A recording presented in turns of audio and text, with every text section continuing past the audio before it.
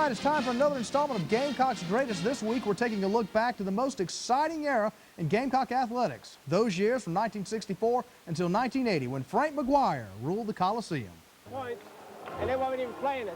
We had time to take time off the clock. Almost no one in the history of Carolina athletics stirs the feelings of excitement as does Frank McGuire. Any mention of the coach, from those who knew him to those who just watched him, elicits huge pride even after nearly 40 years. Coach was competitive and combative. He had a strong determination, enthusiasm. He gave his players great freedom, had a lot of confidence in them. This was very, very special times, and Carolina was rated one of the best teams in the nation. Before McGuire, USC was a football school and a basketball league. The administration knew the school needed a proven champ to guide its program to victory.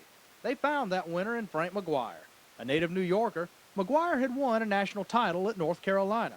And to get him to Columbia, all it took was a promise to build the ACC's Taj Mahal. I didn't ask for salary, but I said, if you will build a Coliseum that would seat 15,000 people, I will fill it for you. So that was the top priority, and that was the only way we could develop this national program.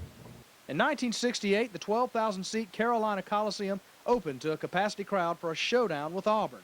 Carolina fans were treated to one of the finest games ever played in the building. With the score tied at 49 in the waning seconds, John Roche sank a 25-foot jumper to seal Carolina's first-ever victory in the house that Frank built. That victory was built on a pipeline of talent from the New York playgrounds and schools.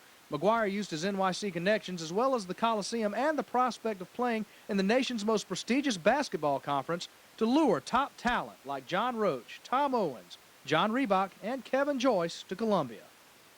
First, the recruiting of John Roche and Tommy Owens, but they both played for the same school. But John Roche in particular, he's hard to describe because he was like you're describing somebody in music. John Roche was probably one of the finest basketball players that ever played basketball. In 1969, McGuire's building project began to pay off.